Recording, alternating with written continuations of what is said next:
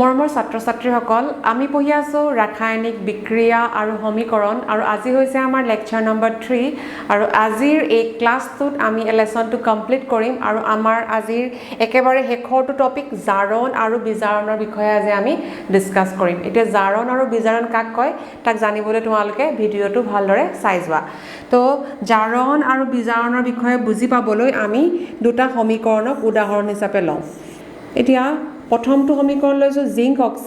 zinc অক্সাইডে কাৰ্বনৰ লগত বিক্ৰিয়া কৰি উৎপন্ন কৰে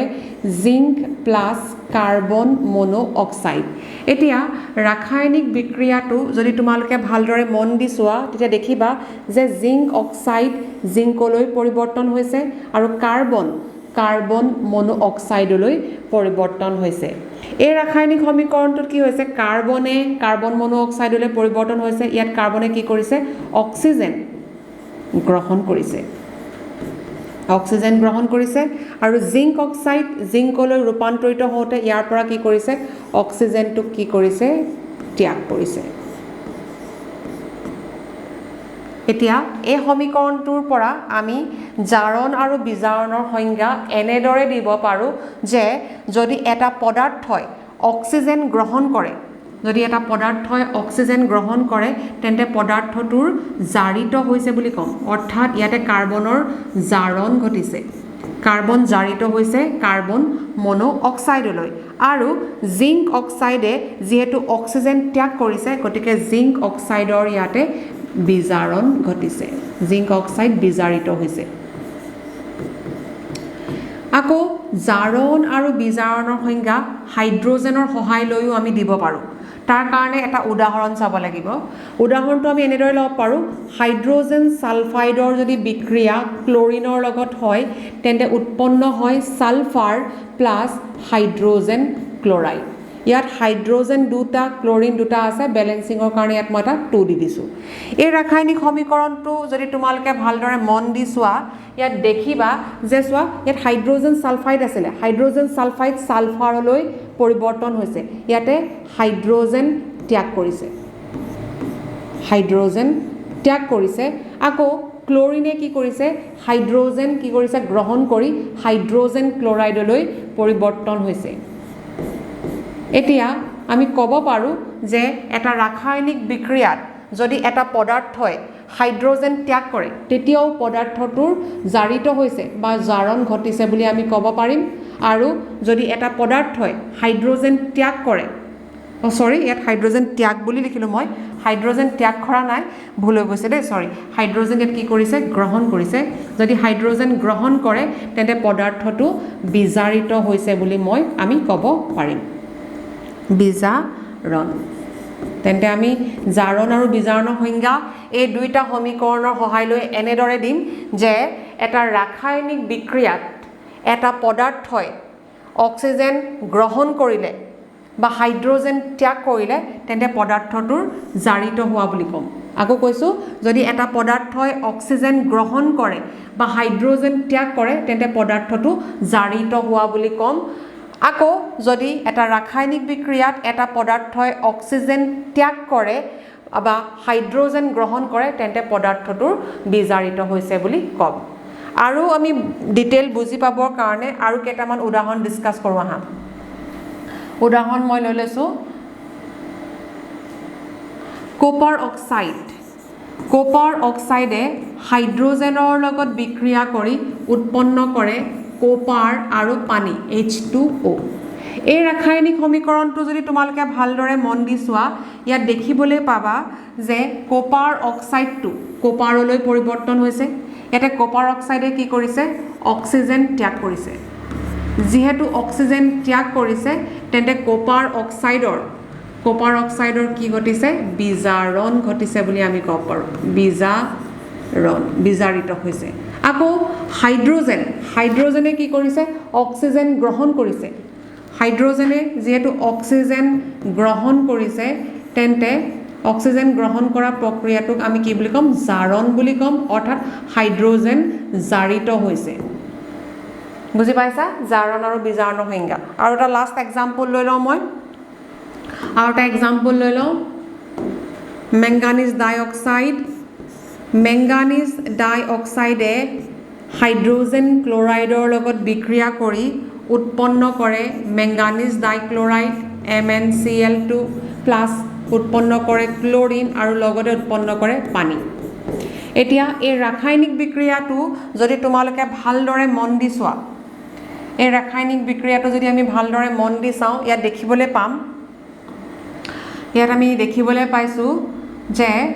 মেংগানিজ ডাইঅক্সাইড এই মেংগানিজ ডাইঅক্সাইডটো মেংগানিজ ডাইক্লৰাইডলৈ সলনি হৈছে ইয়াত মেংগানিজৰ লগত অক্সিজেন লগ লাগি আছিলে এতিয়া মেংগানিজৰ লগত অক্সিজেন লাগি থকা নাই অৰ্থাৎ ইয়াত কি হৈছে অক্সিজেন ত্যাগ কৰিছে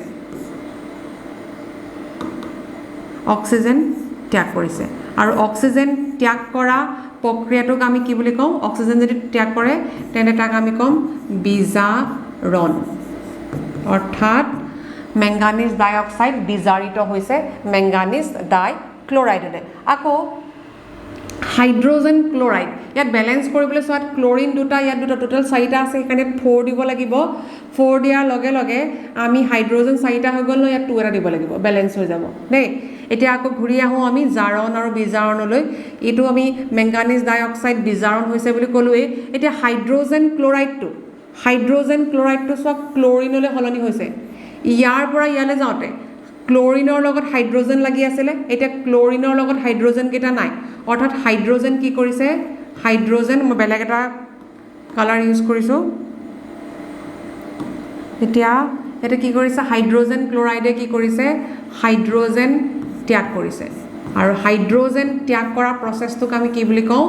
জাৰণ বুলি কওঁ অৰ্থাৎ ইয়াতে হাইড্ৰজেন ক্লৰাইডটো জাৰিত হৈছে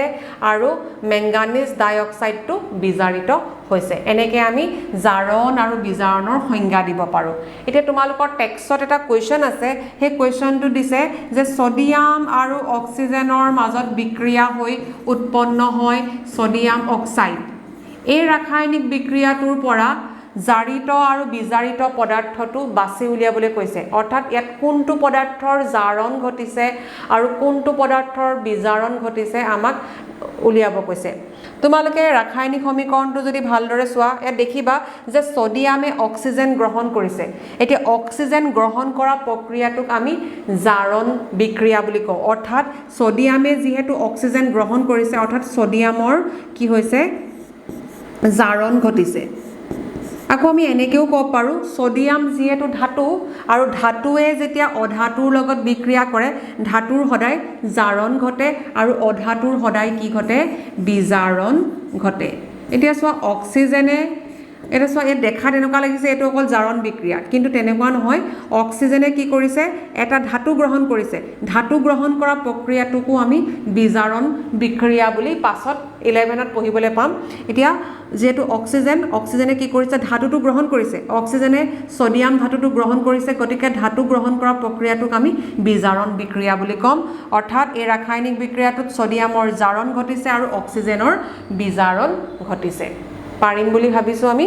এতিয়া আমি নেক্সট পঢ়িম দৈনন্দিন জীৱনত জাৰণ বিক্ৰিয়াৰ প্ৰভাৱৰ বিষয়ে এতিয়া দৈনন্দিন জীৱনত জাৰণ বিক্ৰিয়াৰ বহুতো প্ৰভাৱ আছে তাৰ ভিতৰত অন্যতম হৈছে ক্ষয়ীভৱন এতিয়া লুট মামৰে ধৰা এইটো হৈছে ক্ষয়ীভৱনৰ অন্যতম উদাহৰণ আমি সকলোৱে জানো যে লুৰ গজালটো প্ৰথমতে যেতিয়া দোকানৰ পৰা কিনি আনো একদম চিকচিকীয়া হৈ থাকে কিন্তু লুৰ গজালটোক যেতিয়া আমি হেমেকা বায়ুৰ পৰিৱেশত মুকলিকে থৈ দিওঁ তেন্তে লুৰ গজালটোত মামৰে ধৰে এইটো হৈছে ক্ষয়ীভৱন সাধাৰণতে ধাতু এটাক যেতিয়া আমি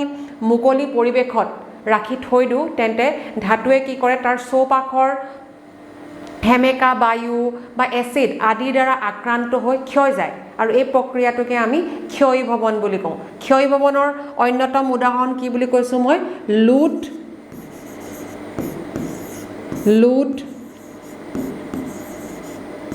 মামৰে ধৰা লুট যে মামৰে ধৰে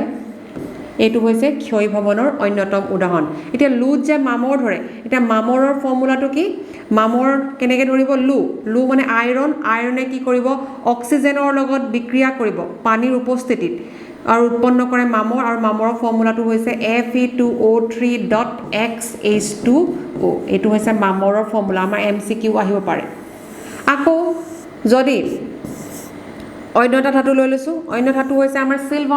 চিলভাৰ বা ৰূপৰ যিবিলাক পাত্ৰ বা গহনা সেইবিলাক যদি আমি মুকলিকে থৈ দিওঁ মুকলিকে থৈ দিলে তাত এটা কলা আৱৰণৰ সৃষ্টি হয় এটা কলা তৰপ আহে আৰু সেই কলা তৰপটো হৈছে চিলভাৰ সালফাইডৰ ৰূপৰ ফৰ্মুলা হৈছে Ag চিলভাৰ সালফাইডৰ এটা কলা আৱৰণ সৃষ্টি হয় ইয়াৰ কাৰণটো হৈছে চিলভাৰে কি কৰে বায়ুমণ্ডলৰ সালফাৰৰ লগত বিক্ৰিয়া কৰি চিলভাৰ সালফাইড নামৰ এটা যৌগ উৎপন্ন কৰে যাৰ বাবে চিলভাৰৰ আৰ্টিকল বিলাক বা চিলভাৰৰ যিবিলাক অৰ্নামেন্টছ আছে তাত এটা কলা বৰণৰ সৃষ্টি হয় আৰু বৰণটো কাৰ কাৰণে হৈছে চিলভাৰ সালফাইডৰ কাৰণে আকৌ আৰু এটা আমি উদাহৰণ দিওঁ কোপাৰৰ বৰণটো কেনেকুৱা কোপাৰ হৈছে সাধাৰণতে মুগা বৰ্ণৰ এতিয়া কোপাৰকো যদি আমি মুকলিকে থৈ দিওঁ মুগা বৰ্ণৰ কোপাৰটোৱে কি কৰে বায়ুমণ্ডলৰ কাৰ্বন ডাই অক্সাইডৰ লগত লগ লাগি কোপাৰ কাৰ্বনেট নামৰ এটা যৌগৰ সৃষ্টি কৰে যাৰ বাবে কোপাৰৰ মুগা বৰণটো লাহে লাহে পাতল হৈ সেউজীয়া এটা তৰপৰ সৃষ্টি হয় তো তেতিয়াহ'লে আমি ক্ষয়ভৱনৰ তিনিটা ইম্পৰ্টেণ্ট এক্সাম্পল পঢ়িলোঁ ক্ষয়ভৱন লুট মামৰে ধৰিলে মামৰৰ ফৰ্মুলাটো আমি পাৰিম Fe2O3.XH2 এই Xৰ নাম্বাৰটো 1 2 3 যিকোনো হ'ব পাৰে আকৌ নেক্সট চিলভাৰৰ পাত্ৰবিলাক যদি মুকলিকে থৈ দিওঁ তেন্তে বায়ুৰ উপস্থিতিত সালফাৰৰ লগত বিক্ৰিয়া কৰি চিলভাৰ সালফাইড নামৰ এটা যৌগ প্ৰস্তুত কৰিব যাৰ বৰণটো হৈছে কলা এটা কলা তৰপ আহি যাব আকৌ কোপাৰৰ পাত্ৰবিলাকো যদি আমি মুকলিকৈ বায়ুৰ পৰিৱেশত ৰাখি থৈ দিওঁ তেন্তে বায়ুমণ্ডলৰ কাৰ্বন ডাই অক্সাইডৰ লগত বিক্ৰিয়া কৰি কোপাৰ কাৰ্বনেট নামৰ এটা সেউজীয়া আৱৰণৰ সৃষ্টি কৰিব হেহে কোপাৰৰ পাত্ৰটো যদি তোমালোকে মুকলিকে বহুত দিন থৈ দিয়া তেন্তে এটা সেউজীয়া তৰপৰ সৃষ্টি হ'ব এয়া হৈছে আমাৰ ক্ষয়ভৱনৰ উদাহৰণ মই নোট দি দিম তোমালোকক তাত ধুনীয়াকৈ ডেফিনেশ্যন থাকিব চাই ল'বা নেক্সট আহিলে দুৰ্গন্ধিতা বা ৰেঞ্চিডিটি এতিয়া চোৱা তেল আৰু চৰ্বিযুক্ত খাদ্য বস্তু সেই তেনেকুৱা খাদ্য বস্তুবোৰ যদি পুৰণি হৈ যায় বা আমি মুকলিকে যদি তাক ৰাখি থৈ দিওঁ তেন্তে তাৰ পৰা এটা লেতেৰা গোন্ধ পাওঁ হয়নে নহয় গোন্ধটো বেয়া হৈ যায় আৰু সোৱাদটো বহুত বেছি বেয়া হৈ যায় ইয়াক আমি দুৰ্গন্ধিতা বা ৰেঞ্চিডিটি বুলি কওঁ এতিয়া দুৰ্গন্ধিতা বা ৰেঞ্চিডিটি কি বুলি ক'লে আমি ক'ম যে তেল খাদ্যবস্তুত থকা তেল আৰু চৰ্বি কি হয় জাৰিত হয় তেল বা চৰ্বিৰ জাৰণ ঘটে যাৰ বাবে খাদ্যবস্তুৰ পৰা দুৰ্গন্ধ আহে আৰু খাদ্যবস্তুৰ সোৱাদটো সলনি হৈ যায় এতিয়া খাদ্যবস্তু ৰেঞ্চিডিটিৰ পৰা বা দুৰ্গন্ধিতাৰ পৰা অতৰাবৰ কাৰণে আমি কি কৰিব পাৰোঁ খাদ্যবস্তুত প্ৰতিজাৰক পদাৰ্থ এণ্টি অক্সিডেণ্ট যোগ কৰিব পাৰোঁ প্ৰতিজাৰকে কি কৰে জাৰণ প্ৰক্ৰিয়াটো মন্থৰ কৰে এতিয়া চোৱা খাদ্যবস্তু তেল বা চৰ্বিযুক্ত খাদ্যবস্তু কিয় বেয়া হৈ যায় কাৰণ তেল আৰু চৰ্বিযুক্ত খাদ্যবস্তুত থকা এই তেল আৰু চৰ্বিবিলাকৰ জাৰণ ঘটে জাৰণ ৰখাবৰ কাৰণে জাৰণ প্ৰক্ৰিয়াটো বন্ধ কৰিবৰ কাৰণে আমি কি দিব পাৰিম প্ৰতিজাৰক দিব পাৰিম তাৰ উপৰিও জাৰণ প্ৰক্ৰিয়াটো মন্থৰ কৰিবৰ কাৰণে আমি খাদ্যবস্তু ফ্ৰিজত ৰাখিব পাৰোঁ এয়াৰ টাইট কণ্টেইনাৰত ৰাখিব পাৰোঁ যাতে অক্সিজেনৰ পৰিমাণটো যাতে কম পায় এয়াৰ টাইট কণ্টেইনাৰত ৰাখিলে কি হ'ব অক্সিজেনৰ অভাৱত কি হ'ব জাৰণ প্ৰক্ৰিয়াটো মন্থৰ হৈ যাব বায়ু নাপালে বায়ুৰ অনুপস্থিতিত কি হ'ব জাৰণ প্ৰক্ৰিয়াটো কি হৈ যাব মন্থৰ হৈ যাব আকৌ কম উষ্ণতাটো কি হ'ব জাৰণ প্ৰক্ৰিয়া মন্থৰ হয় সেয়েহে আমি খাদ্যবস্তুক যদি ফ্ৰিজত ৰাখি থওঁ তেতিয়াও খাদ্যবস্তু ৰেঞ্চিড হোৱাৰ পৰা বা দুৰ্গন্ধিতাৰ পৰা আমি বচাব পাৰিম আকৌ একেবাৰে লাষ্টত এটা উদাহৰণ দিছে আমি সকলোৱে চিপছ খাই ভাল পাওঁ পটেটো চিপছ হয়নে চিপছৰ পেকেটবিলাক কি হয় বেয়া নহ'বৰ কাৰণে জাৰণ নঘটিবৰ কাৰণে কি কৰা হয় চিপছৰ পেকেটত নাইট্ৰজেন গেছ সুমুৱাই দিয়া হয় নাইট্ৰজেন গেছ সাধাৰণতে বিক্ৰিয়া নকৰে ৰুম টেম্পাৰেচাৰত গতিকে আমি অক্সিজেনৰ উপস্থিতি পালেহে কি হ'ব চিপছৰ পেকেটবিলাক বেয়া হৈ যাব এতিয়া চিপছৰ পেকেটটো ফালি যেতিয়া তোমালোকে মুকলিকে থৈ দিবা 2-3 দিন থোৱাৰ পিছত বা 3-4 ঘণ্টামান থৈ দিয়াৰ পিছতে খাই ভাল নালাগে চিপছৰ পেকেটটো হয়নে নহয়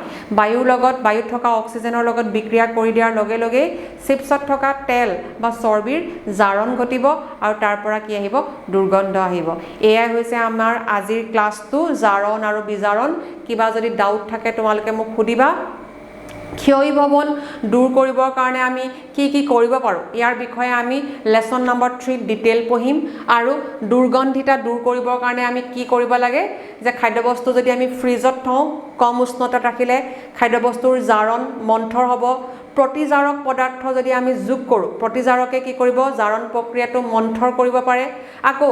চিপছৰ পেকেটত যদি আমি নাইট্ৰজেন গেছ ভৰাই দিওঁ নাইট্ৰজেন গেছে কি কৰে ৰিয়েকশন নকৰে নন ৰিয়েক্টিভ গেছ হয় গতিকে আমি এনেদৰে দুৰ্গন্ধিতাৰ পৰা হাত সাৰিব পাৰোঁ তো আজিৰ ক্লাছটো মই ইমানতে শেষ কৰিছোঁ আমাৰ ৰাসায়নিক বিক্ৰিয়া আৰু সমীকৰণ লেসনটো ইয়াতে শেষ হৈছে মই তোমালোকৰ কাৰ্যকলাপ যিমানখিনি আছে তাৰো ডিসকাস কৰি দিম তোমালোকৰ লগত নেক্সট ভিডিঅ'ত আজিলৈ ইমানেই থ্যাংক ইউ